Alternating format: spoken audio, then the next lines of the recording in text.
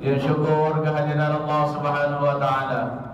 Alhamdulillah, pada pagi hari ini bertepatan pada 10 Zulhijjah 1446 Hijriah. Allah telah memberikan kesempatan kepada kita semua untuk dapat melangkahkan kaki menuju ke masjid, melaksanakan salat Id berjamaah. Mudah-mudahan amal ibadah kita pada hari ini diterima di sisi Allah Subhanahu wa taala. Amin ya rabbal alamin. Salawat dan salam buat Nabi junjungan alam Muhammad sallallahu alaihi wasallam. Allahumma shalli wa sallim wa barik ala sayyidina Muhammad wa ala alihi washabihi ajma'in. Assalamu alayka ya Rasulullah. Ma'asyiral muslimin wal muslimat, sidang Idul Adha rahimakumullah. Adapun pelaksanaan salat Idul Adha ini dipercepat dibandingkan dengan salat Idul Fitri. Itu dikatakan oleh ulama. Jadi sesuai dengan ketentuan sudah masuk jam 7.15, kemudian imam dan khatib sudah berada dah masuk ke dalam masjid, maka itu tanda pelaksanaan salat Id akan kita mulai. Allahu Akbar, Allahu Akbar, Allahu Akbar, Allahu Akbar, Allahu Akbar, Allahu Akbar, Allahu Akbar, Allahu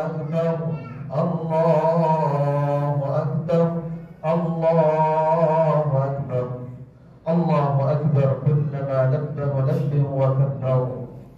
Allahu Akbar. Kullama tafa bil baiti ta'ifun wa kabbar. Allahu Akbar. Kullama dhaha mudahhin wa kabbar. Allahu Akbar kabira. Walhamdulillahi kathira. Wa subhanallahi bukratan wa asila. Alhamdulillahi al-mubdi al-mu'id الذي من علينا بهذا العيد وأشهد أن لا إله إلا الله وحده لا شريك له الملك الحق المبين. اللهم إنا نوحدك ولا نعبدك ونؤمن بك ولا نكيفك ونعبدك ولا نشبهك ونعتقد أن من شبهك بخلقك من عرفك. وأشهد أن سيدنا محمدا عبده ورسوله وصفيه وحبيبه من أرسله الله تعالى رحمة للعالمين. اللهم صل وسلم على سيدنا محمد وعلى آله وأصحابه ومن تبعهم بإحسان إلى يوم الدين. أما بعد، فاتقوا الله عباد الله حق تقواه. قال تعالى: يا أيها الذين آمنوا اتقوا الله وكونوا مع الصادقين. Alhamdulillah, bersyukur kita kepada Allah Subhanahu wa taala atas segala nikmat dan rahmat-Nya, sehingga kita dimudahkan oleh Allah mengayunkan tangan, melangkahkan kaki.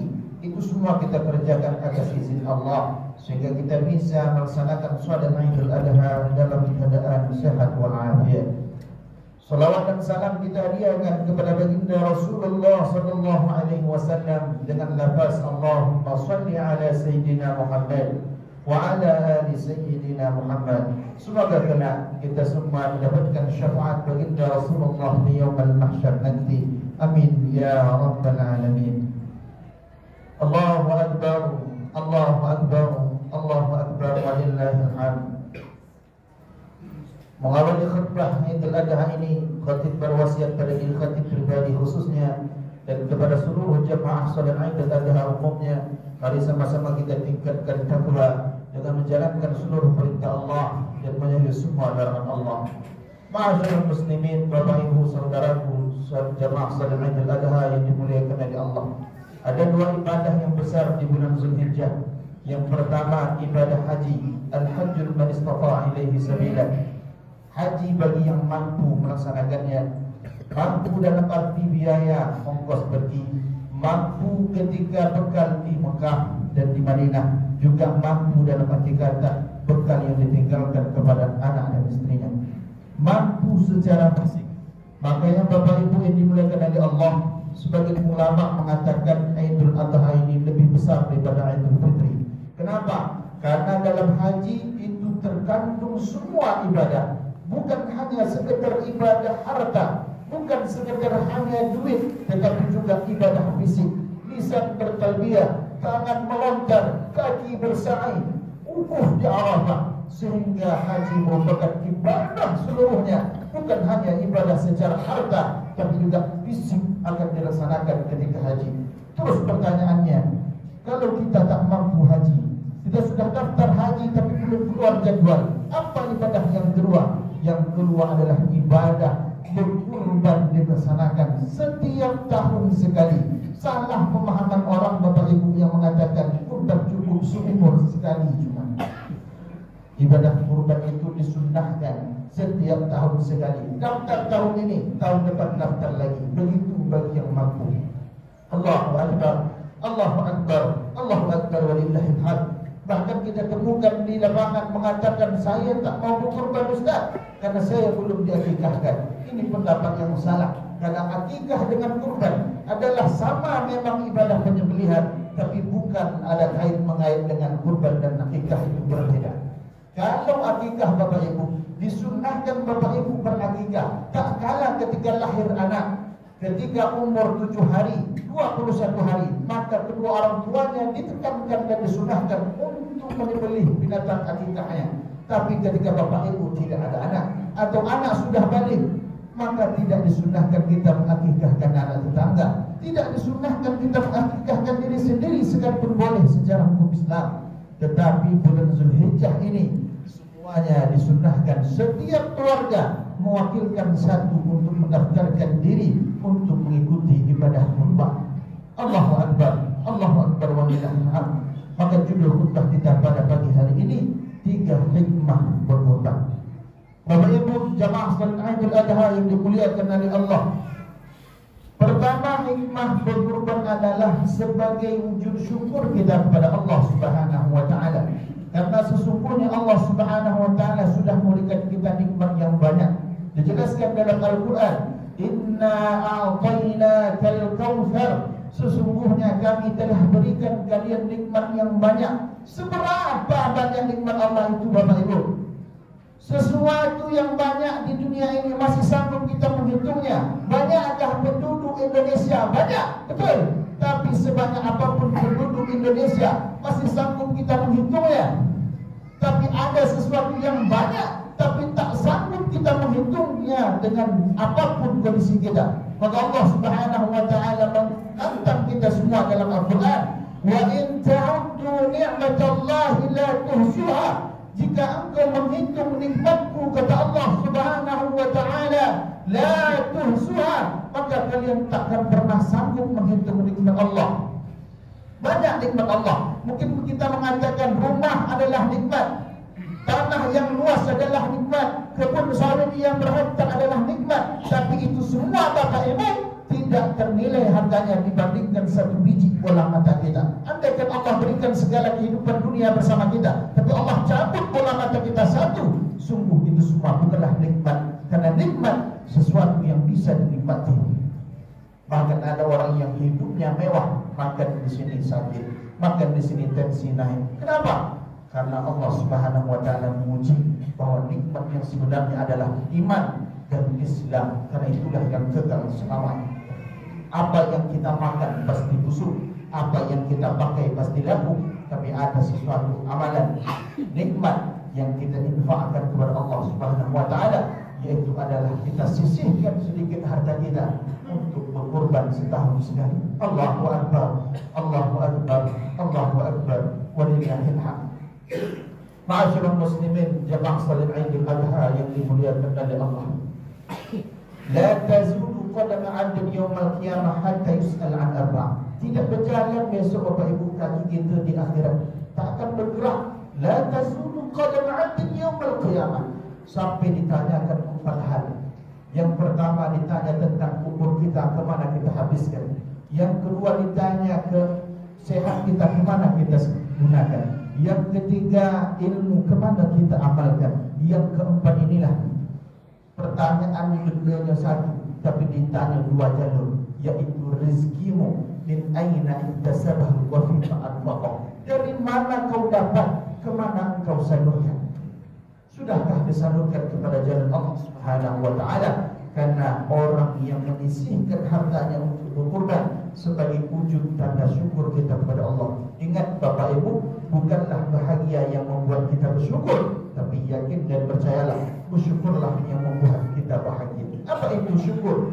Menikmati hasil yang Allah berikan, menikmati sesuatu yang Allah titipkan. Banyak tapi serba kurang, banyak tapi tak bisa dipakai, banyak tapi tak bisa dinikmati. Itu hanya sebagai ujian saja. Kullu nikmatin la tuqarrabu min Allah fa hiya bariyah. Setiap nikmat, tapi dengan itu kita sibuk, tak sempat salat, tak sempat sedekah, tak sempat beribadah, maka nikmat yang diberikan Allah itu bukanlah nikmat yang sebenarnya, tapi itu adalah ujian dan bala bagi kita.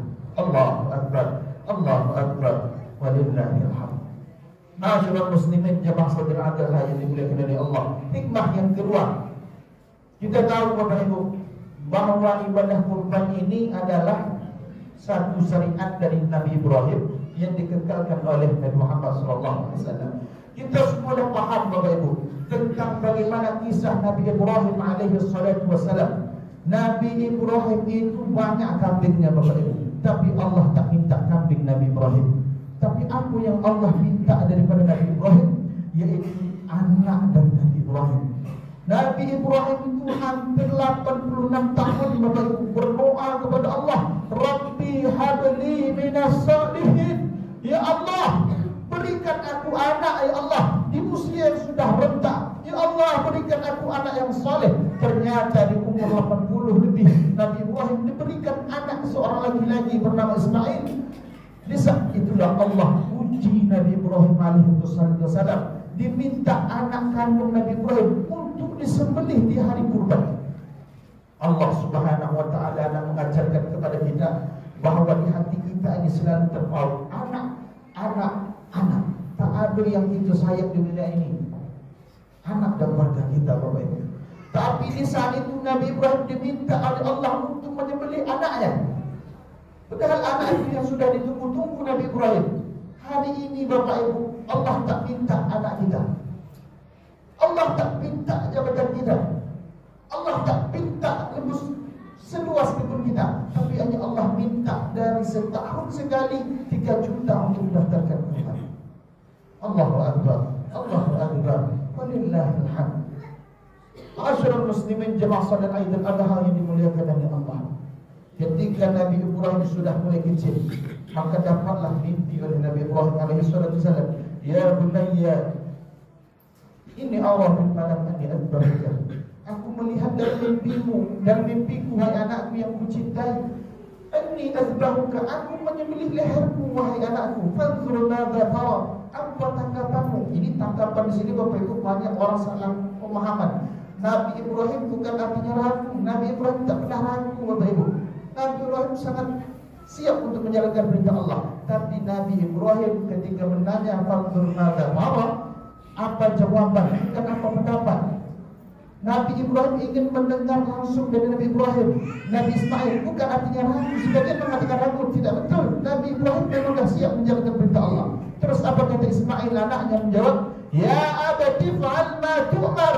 Wahai ayahku, laksanakan wahai ayahku. Satajiduni insyaallah minas sabirin. Insyaallah aku di bagian orang-orang yang sabar. Pergilah Nabi Ibrahim, Bapak Ibu, dan Nabi Ismail ke sebuah bukit jauh dari rumahnya. Kenapa jauh? Karena dia takut emaknya nampak.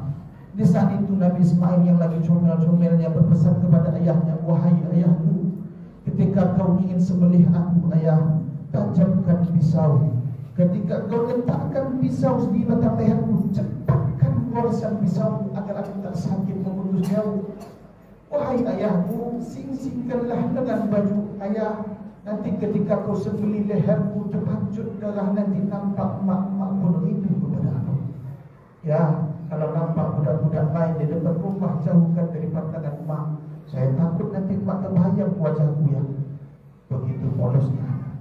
Dia mengatakan, laksanakan wahai ayahku. Dipeluk oleh Nabi Ibrahim anaknya. Ni'mal auni anta ya bunayya. Engkaulah anak yang paling soleh wahai anakku. Dipeluk Nabi Ibrahim, dicium Nabi Ibrahim terakhir kalinya. Dibawalah anak tadi ke sebuah bukit. Mulailah pisau yang sudah ditajamkan Nabi Ibrahim diletakkan Nabi Ismail. Di saat digores, sikit pun tak luka. Jangankan berdarah, sikit pun tak ada tersentuh. Apa maknanya? Sampai Nabi Ismail mengatakan, wahai anakku, pisau tumpul nak. Pisau terbalik ini tak mau menyembelih lehermu. Ya, kalau tak sanggup pisau itu melepas lehermu, tusukkan ya. Begitu Ismail, tusukkan. Ketika ditusuk pun tak nembus leher Nabi Ismail. Datanglah malaikat mengambil sebuah domba yang putih dari surga, digantikan kepada Nabi Ismail alaihissalam. Allahu Akbar, Allahu Akbar. Bapak Ibu yang dimuliakan oleh Allah, apa yang kita dapat hikmah dari kisah Nabi Ibrahim? Nabi Ibrahim dan Nabi Ismail adalah teladan bagi orang tua kita. Para anak Nabi Ibrahim AS telah mengajarkan kepada kita bahawa sebesar apapun kecintaan kita kepada istri dan anak, jangan sekali-kali mengorbankan ketaatan kita kepada Allah. Jangan atas nama sayang, cinta terhadap anak dan istri itu meninggalkan solat. Aku sebab kerja untuk anak bini. Salah. Itu bukan sayang. Karena sayang sesungguhnya tidak meninggalkan perintah Allah karena alasan sayang kepada anak. Kita meninggalkan kewajiban. Jangan atas nama cinta dan sayang kita kepada anak istri, kita bermaksiat kepada Allah. Betapa banyak orang tua, seorang ayah rela untuk meninggalkan solat dengan alasan bekerja, untuk memenuhi kebutuhan istri dan anak. Betapa banyak orang tua yang mencuri, korupsi, berjudi, melakukan agak riba demi cinta kepada anak. Itu cinta dusta, tak cinta anak itu. Karena cinta yang sesungguhnya adalah kita sama-sama anak bini kita bawa ke dalam surga. Allahu Akbar, Allahu Akbar, walillahil hamd. Ya ayyuhalladzina amanu la tulhikum amwalukum wala auladukum an dzikrillah wa man yaf'al dzalika fa ulaika humul khasirun. Hai orang-orang yang beriman, janganlah hartamu dan anak-anakmu melalaikan kamu dari mengingat Allah. Barang siapa yang berbuat demikian, maka mereka itulah orang-orang yang merugi. Betapa banyak ayah berkelahi dengan adik-beradiknya karena membela anak. Betapa banyak orang tua menyangsang gurunya ke sekolah karena membela anak. Beda orang tua dulu. Orang tua dulu tak ingin dengar kata anak, yang dia ingin adalah kata guru. Kalau sekarang terbalik, dia ikut kata anak. Apa kata anak itu di luar. Orang tua takut anak. Terbalik, dulu anak takut orang tua. Allahu Akbar, Allahu Akbar, walillahil hamd. Yang terakhir, hikmah yang terakhir adalah Bapak Ibu yang dimuliakan oleh Allah, ada kesunahan kita. Kalau sudah mulai tanggal 1 Zulhijjah menjelang 10 Zulhijjah sampai hewan kurban kita disembelih, agar tidak memotong kuku, tidak mencukur rambut atau bulu. Kenapa Bapak Ibu? Karena sebenarnya disunnahkan yang kurban itu menyembelih binatang kurbannya sendiri. Tapi kan tak semua orang mampu menyembelih, maka diwakilkanlah. Kalau dia laki-laki disunahkan dia menyembelih. Kalau tak mampu diwakilkan kepada orang lain. Kalau yang kurban ini perempuan, tetap disunahkan untuk mewakilkan ke orang lain, laki-laki menyembelihnya. Nah, kita tak sanggup menyembelih, maka setidaknya di saat binatang kurban ini bapak semua disembelih, kita hadir menengoknya. kuku yang kita tak potong selama 10 hari, rambut yang tak kita potong 10 hari, semua bulu yang kita tak cukur selama 10 hari, ketika darah dari bapak ibu satu tetes menetes di tanah, semua ini bersaksi kita dilepaskan dari api neraka. Allahu Akbar, Allahu Akbar, Allahu Akbar, walillahil hamd. Bapak ibu yang dimuliakan oleh Allah, kurban yang kita kurbankan setiap tahun itu akan datang di akhir kiamat. Qarnuha, tanduknya datang, tanduknya datang. Yang kedua, wajilmuha, kulitnya pun datang. Wasya'ruha, bulu binatang kurban tersebut, baik kambing maupun sapi, lembu, itu akan datang. Kalaulah tanduk, kulit, bulu, macam mana daging dia, Bapak Ibu? Allahu Akbar, Allahu Akbar, Allahu Akbar, walillahil hamd. Semoga kita semua mendapatkan ampunan dari Allah Subhanahu wa taala di yaum Idul Adha yang penuh keberkahan ini, Bapak Ibu yang dimuliakan oleh Allah.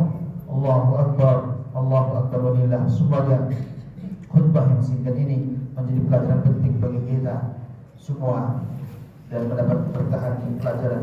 Amin ya rabbal alamin. Barakallahu li wa lakum fil Qur'anil azim wa nafa'ani wa iyyakum bima fihi min al-ayati wa dhikril hakim wa taqabbalallahu minni wa minkum tilawatahu innahu was-sami'ul 'alim. Qulu qawli hadha wastaghfiruni wa lakum fastaghfiruhu innahu huwal ghafurur rahim.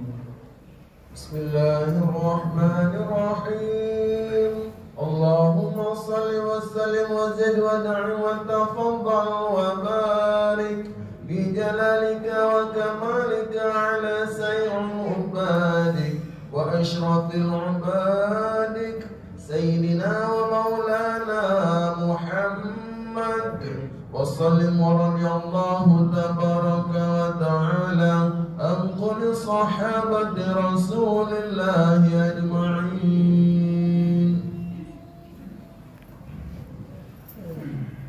Allahu Akbar, Allahu Akbar, Allahu Akbar, Allahu Akbar, Allahu Akbar, Allahu Akbar, Allahu Akbar.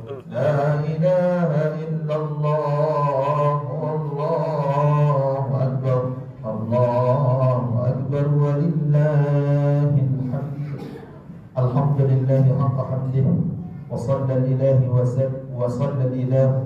sallam ala sayyidina wa abdihi Muhammadin wa ala alihi wa sahbihi wa man ba'dahu. Asyhadu an la ilaha illallah wahdahu la syarika lahu wa asyhadu anna Muhammadan abduhu wa rasuluhu la nabiyya ba'dahu. Allahumma salli ala sayyidina Muhammad wa ala alihi wa sahbihi wa sallim.